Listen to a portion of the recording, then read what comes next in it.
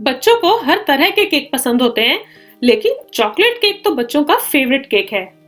और बच्चे जब केक की डिमांड करते हैं तो बहुत बार हम ये सोच के उन्हें मना कर देते हैं कि नहीं, फिर उन्हें मैदा नहीं खिलाना। लेकिन क्या आपने कभी ये सोचा कि केक तो हम आटे से भी बना सकते हैं? अगर हम बच्चों को आटे की रोटी खिला सकते हैं तो आटे का केक क्यों नहीं? और ये एगलेस और गेहूं के आटे का केक बहुत ही सॉफ्ट बनेगा, इस बात की गारंटी मेरी। Hello everyone and welcome back to Neha spice Gali. बच्चों को चॉकलेट केक बहुत पसंद होता है और आज मैं आपके साथ चॉकलेट केक की ही एक रेसिपी शेयर करने वाली हूँ। ये चॉकलेट है एगलेस चॉकलेट केक और इसकी खास बात ये है कि मैंने इसमें मैदा यूज़ नहीं किया है, बल्कि मैंने इसे बनाया है गेहूं के आटे से। और बिना एग और बिना मैदे के भी ये इतना सॉफ्ट और इतना मॉइस्ट बना है कि कोई कह नहीं सकता कि ये एगलेस केक है। तो चलिए शुरू करते हैं एगलेस और बिना मैदे का chocolate cake. Eggless chocolate cake बनाने के लिए पहले हमें बटर मिल्क तैयार करना है। इसके लिए हम एक बॉल लेंगे और उसमें हम ऐड करेंगे 1 कप या 250 ml दूध। ये दूध मैंने रूम टेम्परेचर पे लिया है। इस रेसिपी में आप कोशिश करें कि आप जो भी इंग्रेडिएंट्स ले रहे हैं वो बिल्कुल रूम टेम्परेचर के हों। अब मैं इस दूध में 1 छोटा चम्मच सिरका का ऐड करूंगी।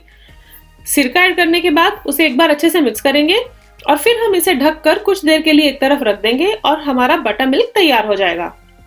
अब हमारा बटर मिल्क तैयार हो रहा है तो इतनी देर में हम अपना केक पैन या केक टिन को ग्रीस कर लेते हैं। इस रेसिपी से आप 6 इंच या 8 इंच का एक केक बना सकते हैं, तो उसी साइज का किसी भी शेप का पैन आप वेजिटेबल ऑयल या सनफ्लावर ऑयल या कोई भी रिफाइंड ऑयल से ग्रीस कर लीजिए। आप यहाँ पर बटर भी यूज कर सकते हैं और जब आप बटर या ऑयल यूज करें तो उसके साथ आप इसे मैदे से डस्ट भी कर सकते हैं। अब ये केक टिन भी ग्रीस हो गया है, इसे भी मैं एक तरफ रखती हूँ और अब हम चलते हैं हमारे ड्राई इंग्रेडिएंट्स की तरफ। एगलेस चॉकलेट केक बनाने के लिए मैंने यहाँ लिया है 150 ग्राम गेहूं का आटा। आप यहाँ पर आटे की जगह पर मैदा भी यूज कर सकते हैं, लेकिन मेरी कोशिश होती है कि जो भी मैं बेक करूँ मैं उस पर थोड़ा सा हेल्दी टच दूं, इसलिए मैं मैदा अवॉइड करती हूँ। टोटली आपकी चॉइस है, अगर आप मैदा यूज करना चाहते हैं तो आप मैदा भी यूज कर सकते हैं। अब मैं इसमें ऐड कर रही हूँ 50 ग्राम कोको पाउडर। ये अनस्वीटेंड कोको पाउडर है और ये नॉर्मली हर ग्रोसरी स्टोर पर बहुत आराम से मिलता है। इसके साथ मैं इसमें डाल रही हूँ आधा चम्मच बेकिंग सोडा और आधा चम्मच बेकिंग पाउडर। ये दोनों डालने के बाद मैं इसमें डाल रही हूँ 1 चुटकी या 1/8 टीस्पून नमक। नमक डालने से जो केक की स्वीटनेस है वो बैलेंस हो जाती है। ये सब चीजें डालने के बाद इन्हें हम अच्छे से मिक्स करेंगे। अब ये सभी ड्राई इंग्रेडिएंट्स बहुत अच्छे से आपस में मिक्स हो गए हैं। अब हम इन्हें छानेंगे। तो इसके लिए मैंने एक बड़ा मिक्सिंग बॉल लिया है और उसके ऊपर मैं ये छलनी रख रही हूँ। अब हमें इन ड्राई इंग्रेडिएंट्स को इस छलनी से 2 से 3 बार छानना है। बहुत से लोग ये कहते हैं कि अगर हम नॉर्मल गेहूं के आटे से केक बनाते हैं और अगर हम एगलेस केक बनाते हैं तो वो बहुत डेंस बनते हैं। तो उसका कारण ये होता है कि वो उन ड्राई इंग्रेडिएंट्स को अच्छे से सिफ्ट नहीं करते या छानते नहीं है। जब हम ड्राई इंग्रेडिएंट्स को छानते हैं तो इससे उनमें एयर इनकॉर्पोरेट होती है, जो हेल्प करती है आपके केक को सॉफ्ट और स्पॉन्जी बनाने के लिए। और इसके साथ ही साथ जब हम इन्हें छानते हैं तो इसमें बेकिंग सोडा, बेकिंग पाउडर या कोको पाउडर, अगर इनके कुछ लम्प्स हैं तो वो भी टूट जाते हैं। इस कारण से इन सभी ड्राई इंग्रेडिएंट्स को छानना बहुत जरूरी है और मैं आपको ये रेकमेंड करूंगी कि इस स्टेप को आप बिल्कुल भी मिस ना कीजिएगा। इन ड्राई इंग्रेडिएंट्स को मैंने 2 से 3 बार छाना है। अब जब हमने ड्राई इंग्रेडिएंट्स को छान लिया है तो हमें इन्हें अपने वेट इंग्रेडिएंट्स के साथ मिक्स करना है। तो उसके लिए एक बड़ा मिक्सिंग बाउल लेंगे और उसमें जो हमने बटर मिल्क तैयार किया था वो ऐड करेंगे। अब उस बटर मिल्क में मैं ऐड कर रही हूँ 2 बड़े चम्मच रूम टेम्परेचर पे रखा हुआ दही। यहाँ पे मैं बार बार आपको बोल रही हूँ कि आप जो भी सामान ले वो रूम टेम्परेचर पे होना चाहिए। अगर आप बिल्कुल ठंडा दही या बिल्कुल ठंडा दूध यूज करेंगे तो उससे जो आपका केक है वो बहुत डेंस बनेगा। अब इस दही को इस दूध में अच्छे से मिक्स करेंगे और उसके बाद हम इसमें ऐड करेंगे वेजिटेबल ऑयल। यहाँ पर आप कोई भी रिफाइंड ऑयल यूज कर सकते हैं, चाहे तो वेजिटेबल ऑयल, चाहे सनफ्लावर ऑयल या कोई भी ऐसा ऑयल जिसका टेस्ट न्यूट्रल हो। इन्हें अच्छे से मिक्स करेंगे ताकि जो दही है उसके लम्प्स ना रहे।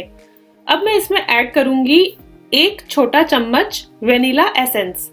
या वेनिला एक्सट्रैक्ट। अगर आप एक्सट्रैक्ट यूज कर रहे हैं तो उसकी अमाउंट आप कम रखेंगे। अगर वेनिला एसेंस है तो आप उसे 1 टीस्पून तक यूज कर सकते हैं। वेनिला एसेंस या वेनिला एक्सट्रैक्ट डालने के बाद उसे अच्छे से मिक्स करेंगे और फिर इसमें ऐड करेंगे चीनी।